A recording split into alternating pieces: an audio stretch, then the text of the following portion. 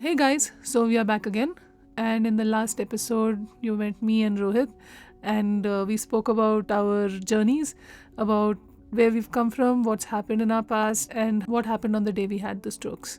So, moving forward in this episode, let's talk about what happened after we got to know that we've had a stroke and we were taken to the MRI. Before we move forward, we would like to thank all the members of our families, friends, colleagues, and everyone else here in India and overseas for welcoming this project and podcast with open arms and giving us your support and encouraging us to take this leap forward. Thank you so much, everybody.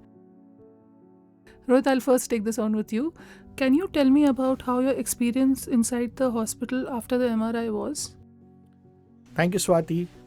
Before I get started, I first wish hello to everyone and welcome back to us on Rewired. And I was admitted into ICU, but I did not know which room it was. It was only interesting by looking at the linen cloth in the room. I'll try to recollect as much as I can and share it with you. And like I previously shared, it was 29 September 2009. And I woke up with a bad headache and it just wouldn't go. And I can remember I was sleeping on the lap of my roommates. Can you believe that? And I thought, okay, it's just a headache and it might go. But next day, it was unbearable. And I had to be taken immediately to a hospital. And my roommate and my seniors in the university, they took me to a hospital. I'm so grateful to them because the decision making that was taken by them, it was perfect. The reason I said it's perfect because initially we went to a clinic. The output that was coming out of there, they were a bit scared, like, no, probably Rohit is not actually getting what is actually needed. They were not satisfied, so they decided to have a second opinion. So then they took me to a bigger hospital. When I say a bigger hospital, you could say it's like a multi-speciality hospital. And I guess that made the difference. I was taken to the emergency ward and then a doctor had come. You know why I'd say it's a doctor? Because I saw him in white clothes. I didn't understand anything else. He asked me a few questions. I didn't answer any of them.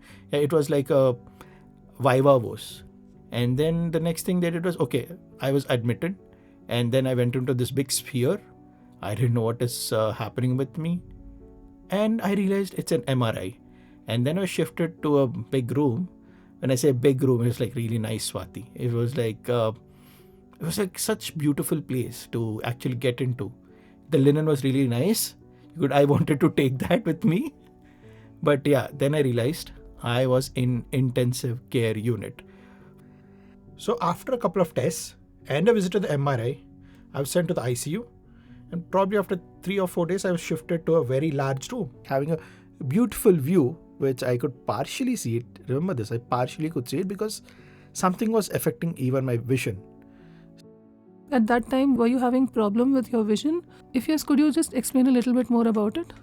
Yeah, I think I did have an issue on the right side of my eyes with regards to the vision because now I can understand what happened. I can easily say like, okay, I had partial loss of vision, but I'll give you an example. I'm sitting in front of you. I can look very clearly in your eyes, but if you had moved to the right side, I would not have noticed you because I wouldn't see you there because my sphere of vision was like from the center to probably 10 to 15 degrees. That's it. So, how long did this loss of cylindrical vision continue? And are you okay now? I don't remember, but it might have been few days. But, I had temporary loss of vision in the right eye. I didn't know when it went, and I also don't know when it came back. But the only thing that it did for me was after I got out of the hospital, I had started wearing glasses. All right. Some things are unknown, I guess. Do you remember what all was happening in the ICU? So, I had a set of people taking care of me. I didn't know. I didn't have the count. But one was changing my clothes. One was wiring me up. Wiring in the sense, they tried to put an IV fluid connection there. And then the heart rate monitor was connected. Now I recollect and I say it's a heart rate monitor. At that point, I did not know what it was. And they would just have a small torch actually, Swathi, and they would just look into my eyes. I just didn't understand why they were doing it. Probably now I can see that it's for the pupil dilation over there. Actually, I felt as if I'm at a airport or a railway station because people are coming from left, going to the right, then going out to the left. So I actually couldn't understand what was happening. So it felt like that. It couldn't process what's happening. One side I could see 3 of my roommates, and the other side I see all these people in white. And it was a bit challenging to be in a place wherein you couldn't move. And the next thing is like the doctor comes up, the main doctor, because there were so many doctors, you didn't know who is the doctor who's treating you. And the doctor comes up, he introduces himself. I don't remember his name at that point. You might find it funny, Swathi, that I'm able to say so many things because the one good thing was like I remember everything that happened. I didn't know the names of what was happening. I didn't know the name of the person who was talking to me. I even forgot my roommates' names. Forget all this. The funniest or the scariest part, I forgot my own name. So it was like this. My doctor was asking, what's your name? And then I tell my roommates, dude, tell him my name. You know, right? My name is... And the sentence would stop there. Really? So when did the headache stop? And when did you remember your name again? So apparently my headache might have stopped between my time in the ICU and the room. And surprisingly, the puking stopped after I got to the room. Just like you asked when did my vision go and come back, the same answer for that as well. I don't know when I forgot my name and I don't know when my name got back to me. I will come back to that later. Yeah, now when I look back, I don't know, should I find it to be scary or should I find it to be funny? Because even till date, I don't know what to think about it. So I was probably laughing through all of that. Wow, that's quite the story. So how many days were you there? The condition that I was in, Swathi, I actually didn't remember exactly the number of days. But once when I went through the billing documents, I figured out I was there for almost up to 4 days in the ICU and about 2 more weeks in the general room. And then after that, I also went to rehab. Wow, that's quite long. And tell me something, Rohit. During this time that you were there, did you have all your functions in place? Like, were you able to move your hands, legs? I realized that you were not able to immediately talk. When did the speech come back?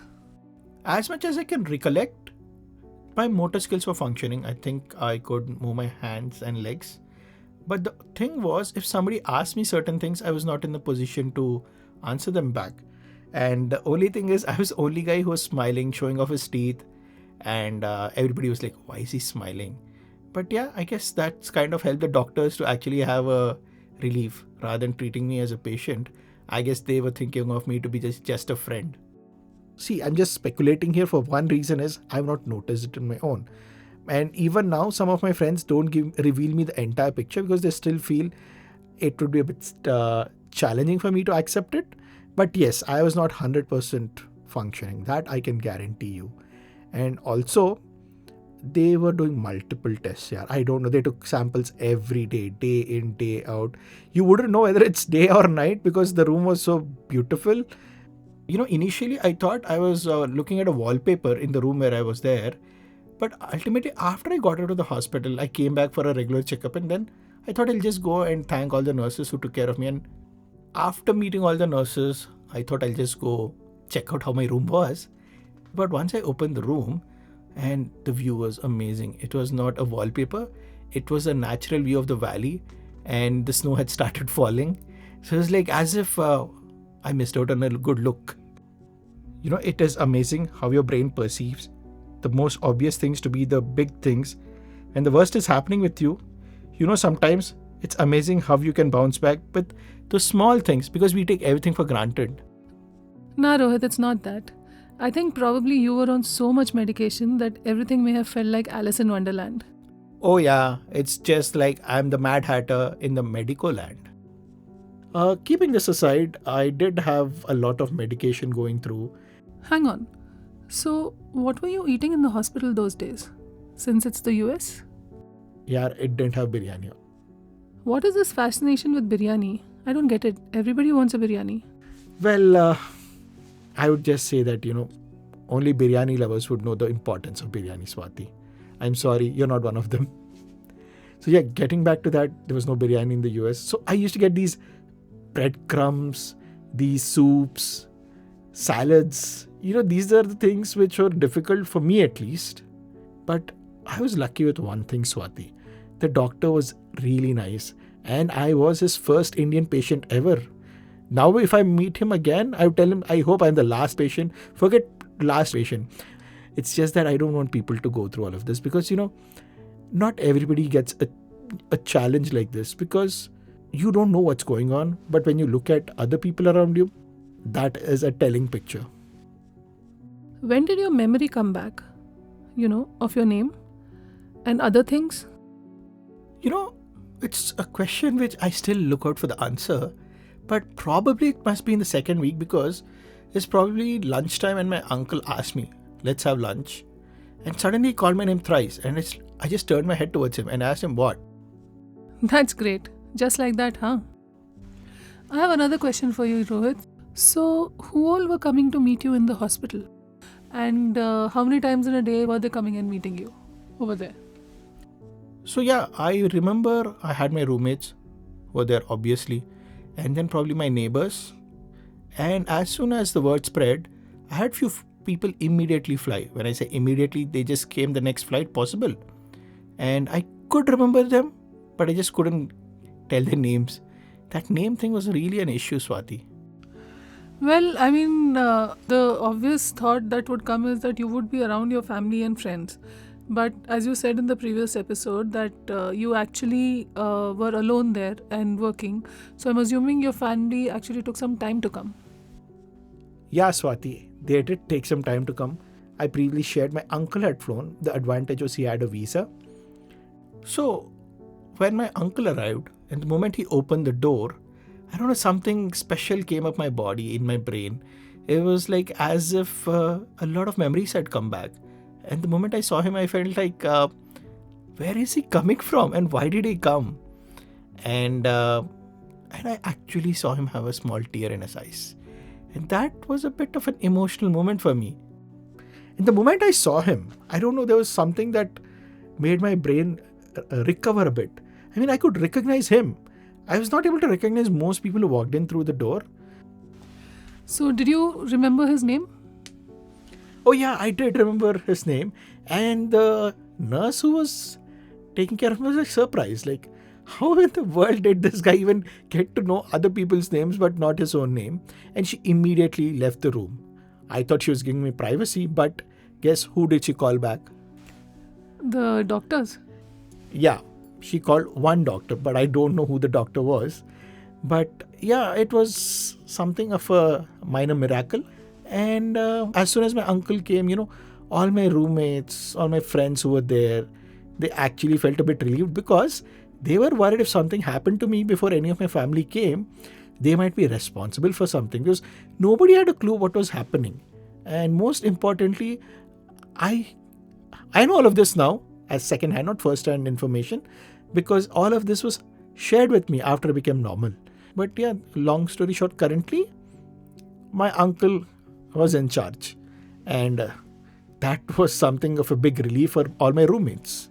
Wow. So you had quite a few days in the hospital in 2009, huh? I've had those in 2023. So, but, this is really interesting, Rohit. It's very strange. Nobody really talks about what happened in the ICU and the room or the ward.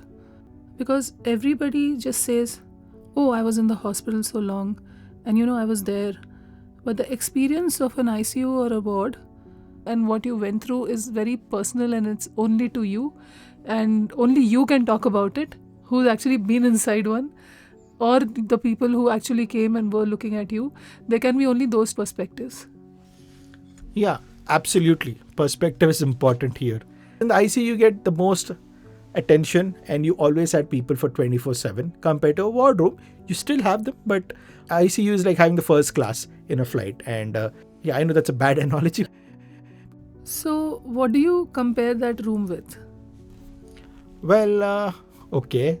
Since I've given you already an analogy with an aeroplane, I'll just compare it to, say, premium economy. Okay. And what were the recommendations from the doctor there? Well, I'll begin with a couple of things. One would be to listen to him. And then, of course, shared something about, stand on my feet. To, go to the washroom. There was this something known as a catheter. Trust me, you would not want to go through that, because I'll just try to explain it. A catheter is a kind of a tube that is put inside your body for your urine. And the thing is, because you are given so many liquids, your body wouldn't be generating too much of fecal waste. And the catheter would have a lot of water coming out, and I'm sure a lot of it had come because they used to change it. This is kind of a personal thing, but I thought it's important I share it. And it was painful because sometimes, because I'm a person who sleeps sideways, okay, and these small things matter when you're in the hospital bed. And the catheter, if you moved left or right, it would be very painful. Trust me, it's as if somebody's pricking you with a needle, and every time they prick you in a different place. So you had to sleep straight, okay? You couldn't get up. The bed was always at a jaunty angle of like 10 degrees, 5 degrees.